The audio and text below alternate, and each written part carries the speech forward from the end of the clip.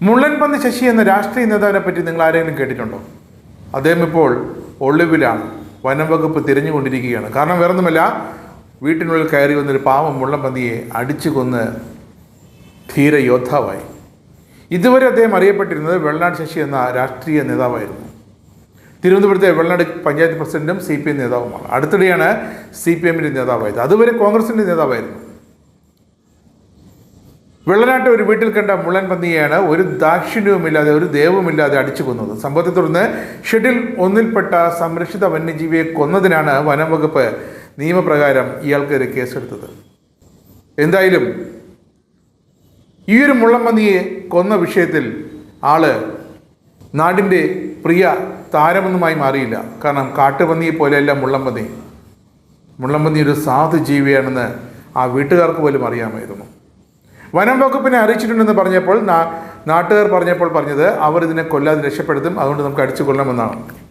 വനം വകുപ്പിൻ്റെ RRT സംഘം എത്തിയപ്പോൾ തലപൊട്ടി രക്തമൊലിച്ച് മരിച്ചു കിടക്കുന്ന ആ മുള്ളൻപന്നിയാണ് കണ്ടത്. ഇതോടെയാണ് ഇദ്ദേഹത്തെ അറസ്റ്റ് ചെയ്യാനായി വനം വകുപ്പ് ഉദ്യോഗസ്ഥർ പഞ്ചായത്ത് ഓഫീസിലേക്ക് എത്തിയത്. അപ്പോൾ പഞ്ചായത്ത് ഓഫീസിൻ്റെ വാഹനത്തിൽ കയറി രക്ഷപ്പെടുകയായിരുന്നു.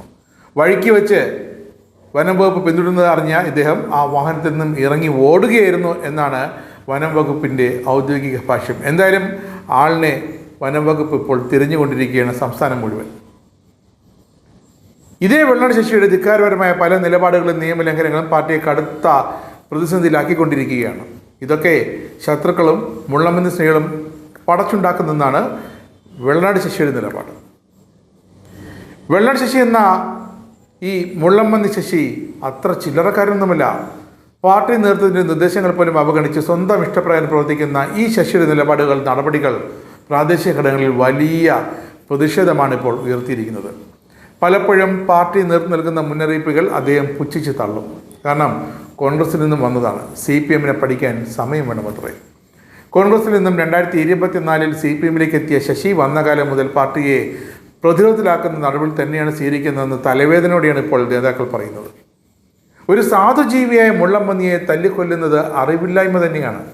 എന്നാലും അറിവ് വച്ച കാലം മുതൽ അയാൾ കോൺഗ്രസ്സുകാരനായിരുന്നു. പക്ഷേ അടൂർ പ്രകാശ് ലോക്സഭാ തെരഞ്ഞെടുപ്പിൽ മണ്ഡലത്തിൽ മത്സരിക്കാൻ ഇറങ്ങിയപ്പോൾ ഒരു പ്രമുഖ അബ്കാരി ആ പ്രദേശത്തെത്തിച്ച ഫണ്ട് കയ്യിൽ കിട്ടിയില്ല. ഇതോടെ നിരാശയായി പിന്നെ അരിച്ചമുണ്ട ഇദ്ദേഹം അതിനെതിരെ ഒരു വെളിപ്പെടുത്തൽ തന്നെ അങ്ങ് നടത്തി. പക്ഷേ ബുദ്ധിയുള്ള ചില കോൺഗ്രസ്സുകാർ ചേർന്ന് ആ ആരോപണത്തെ എങ്ങനെയോ ഒക്കെ പൊളിച്ച് കയ്യിൽ കൊടുത്തു. അതോടെയാണ് നിൽക്കളിയില്ലാതെ ആ ഷെഡ് CPMലേക്ക് ചെക്കേറിയത്. പക്ഷേ അടുത്ത ജില്ലാ പഞ്ചായത്ത് ബൈ ഇലക്ഷനിൽ ആ ഡിവിഷനിൽ നിന്നും ഭാഗ്യത്തിന് ജയിക്കുകയും ചെയ്തു.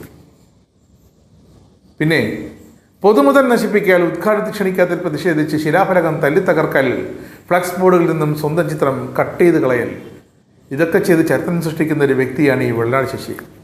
25 ക്രിമിനൽ കേസുകളുണ്ടെന്നാണ് ഭാഷ്യം. ഇതിൽ പല കേസുകളിലും അറസ്റ്റ് ചെയ്യപ്പെട്ടിട്ടുമുണ്ട്. അതുകൊണ്ട് ഈ പാവം മുള്ളൻപന്നിയെ കൊന്നതൊരു ആശയപുത്തരിയൊന്നുമല്ല. കഴിഞ്ഞ ആഴ്ച പഞ്ചായത്ത് സെക്രട്ടറി ജാതി പറഞ്ഞ് അധിക്ഷേപിച്ചു എന്ന പരാതിയും പോലീസിന് ലഭിച്ചിട്ടുണ്ട്. വെള്ളനാട് ഒരു വ്യക്തിയുടെ പുരയിടത്തിൽ നിന്ന് മണ്ണിടിച്ച സംഭവത്തിൽ ടിപ്പർ ലോറി പിടിച്ചെടുത്തപ്പോൾ വില്ലേജ് ഓഫീസിലെത്തി ഓഫീസറെ ഭീഷണിപ്പെടുത്തി. അതും ഏറ്റവും പുതിയൊരു സംഭവ വികാസം. പഞ്ചായത്ത് മുൻ വൈസ് പ്രസിഡന്റിനെ ഓഫീസിൽ കയറി മർദ്ദിച്ചത്രേ. മുൻ പഞ്ചായത്ത് പ്രസിഡന്റ് രാജശ്രീ ഓഫീസിൽ കയറി അസഭ്യം പറഞ്ഞത്രേ. ഇതൊക്കെ പ്രാദേശികമായി ഈ മുള്ളൻപന്നി ശശിക്കെതിരെ ഉയരുന്ന ചില ആരോപണങ്ങളാണ്. ഇതോടൊപ്പം മുണ്ടയിലെ രാജീവ് ഗാന്ധി റെസിഡൻസ് വെൽഫെയർ സഹകരണ സംഘം പ്രസിഡന്റ് M. മോഹൻകുമാർ ആത്മഹത്യ ചെയ്തതിന് പിന്നിലും ഇദ്ദേഹത്തിൻ്റെ തന്നെ കറുത്ത കരങ്ങളുണ്ടെന്നാണ് ആ കുടുംബം നൽകിയ പരാതി. അങ്ങനെ വെള്ളനാട് ശശിക്കെതിരെ ആ കുടുംബവും പോലീസിൽ പരാതി നൽകിയിട്ടുണ്ട്.